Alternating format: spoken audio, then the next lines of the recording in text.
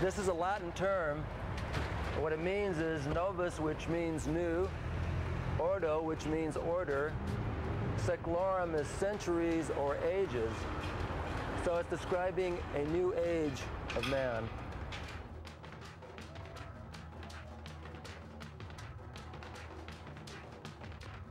I mean, there are all kinds of reactions. Some people seem to be extremely afraid of such ideas, and they can start immediately defending their old views or the way it is, the status quo, as it were. Other people who are a little more pioneering in their thoughts and their ideas sometimes seem to recognize the fact that they already know this somewhere within themselves, and so they take to it very naturally.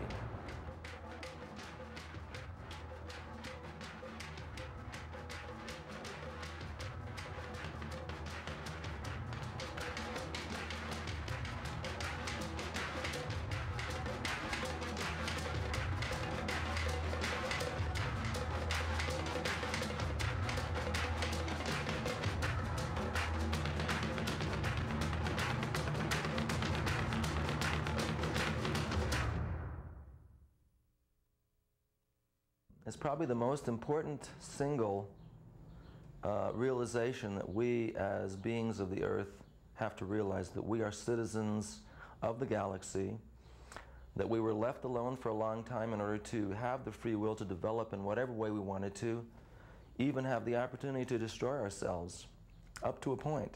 The drama that is occurring on Earth is something that's happened on many other planets and many other civilizations and many other galaxies. This is just one example of a race or a people reaching a technological skill or point at which they have the capacity to destroy themselves. The higher dimensional beings who are watching us have made the decision that this particular scenario of blowing the planet up or allowing us to destroy each other or control each other is not going to happen again.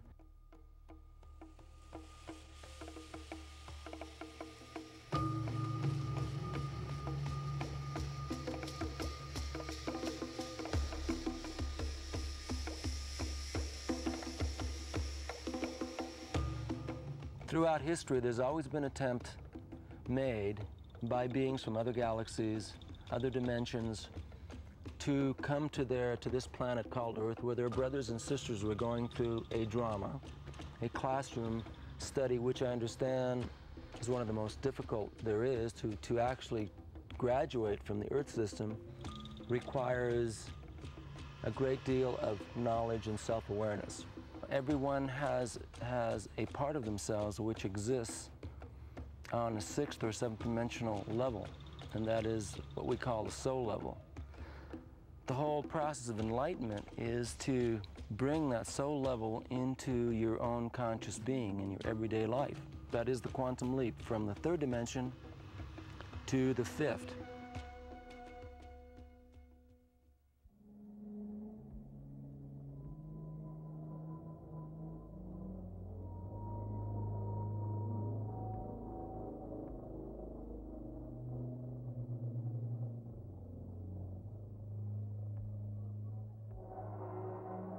I became aware probably 4 or 5 years ago that a lot of the symbols in my work, as long as 20 years ago, was very closely connected to what I now understand to be extraterrestrial symbology.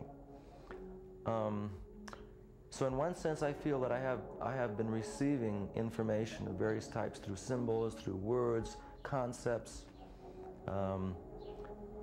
that are beyond my own, that come from somewhere else besides my own mind, that are channeled through me, that I'm receiving as messages, and it's been a slow process to realize that not only are these things there, but I can increase my ability to receive them and expand on the information that's being given by opening myself to it. That is an alien. The large cranium, the large bald cranium, the big eyes without pupils, well, small nose, small mouth. It's one particular group of aliens that come from a place called Zeta Reticuli. But at the time that I painted it, I had no idea that I was doing an alien. This was a portrait of Lucifer, actually. But now I realize that I was doing portraits of extraterrestrials.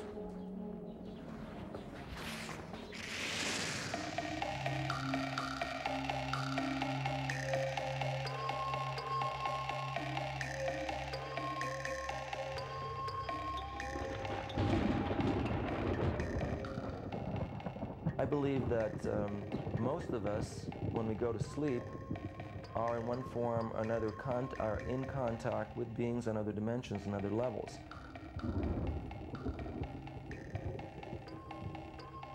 Sometimes the contact comes just through a word. I was working on a drawing, actually a portrait of a being, and as I was drawing this being, I received this name Seth in connection with this being. Basically, he was telling me his name. And Seth is an ancient name, goes back to Egypt, another connection which keeps coming back, the Egyptian connection, because I feel that I lived in Egypt before and have participated in various projects. And so the Egyptian connection is very strong. But many times when I'm working on a painting, I'll get a name, or I'll just be a certain image will appear, and I'll realize, oh, this is an extraterrestrial image.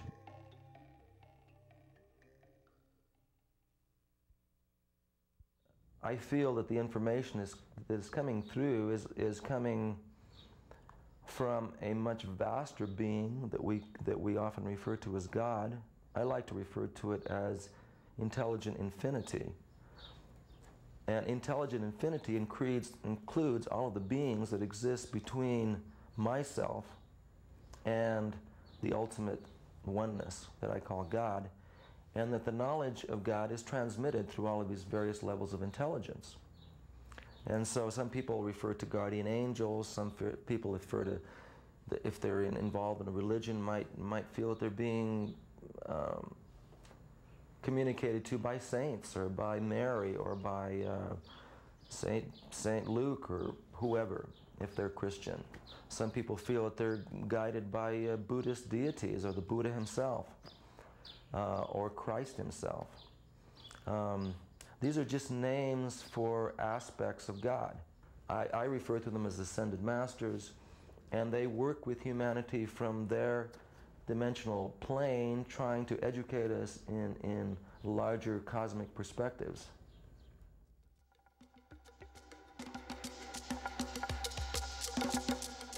Yeah, well, I think you find that people are spending more time in metaphysical bookstores these days because there's information here that you almost can't get anywhere else.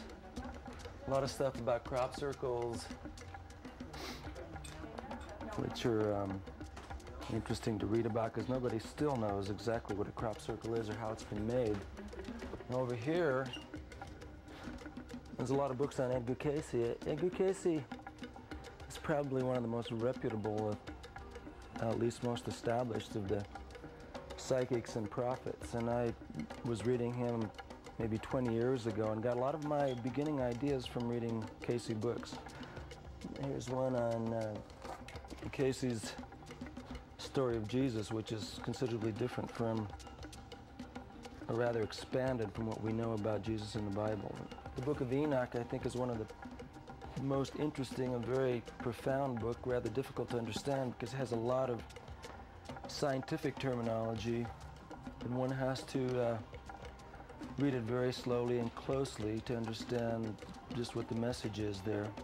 It's called ET 101, The Cosmic Instruction Manual, an Emergency Remedial Edition. Slightly humorous book, but it has some really good ideas in it. Seth Speaks is another book about a channeled entity who talks about energy and matter and creating your own reality. Everyone creates their own reality.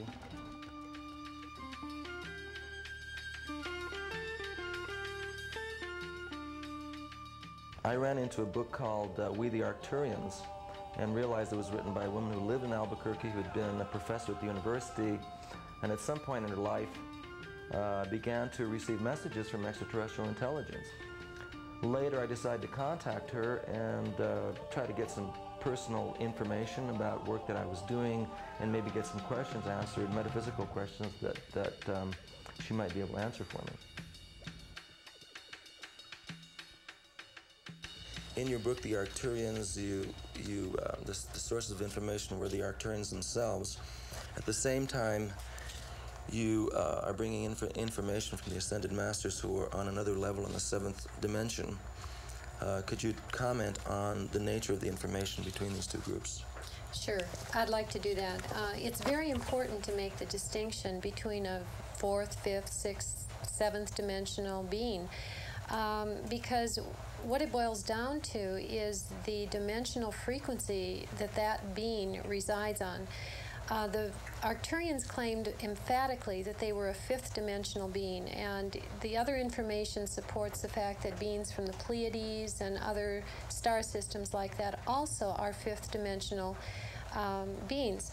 Now, the Earth is moving into the 5th dimension, so it would be logical that we would be communicating with them because they're at a vibrational frequency just a little bit higher than that of Earth. Beings on the 6th and 7th dimensional frequency are much higher in consciousness. They're much more highly evolved, claim to have a lot more information, very high dimensional beings. Those are what has been identified in the transmission as the Ascended Masters. And they are more in control of the whole overall plan of moving the Earth into the 5th dimension. And the beings at the lower dimensions are more of the technical workers and those that are assigned to assist us on a more one-on-one basis. I'd like to ask you a question about the term rapture, which has been used in connection with events that will happen in the dimensional transition. Would it be possible to bring through something on this word and a better way of understanding it, perhaps? Well, that's a word that I don't think I've ever thought of, or it's never come through in any of the transmissions. I don't think I'd feel comfortable asking. I could bring something through and see what they would write. That would be very good, if you could. Do you want me to do that? Sure, please. Okay. I'll put myself into a relaxed state here, and I'll let them answer it. Rapture.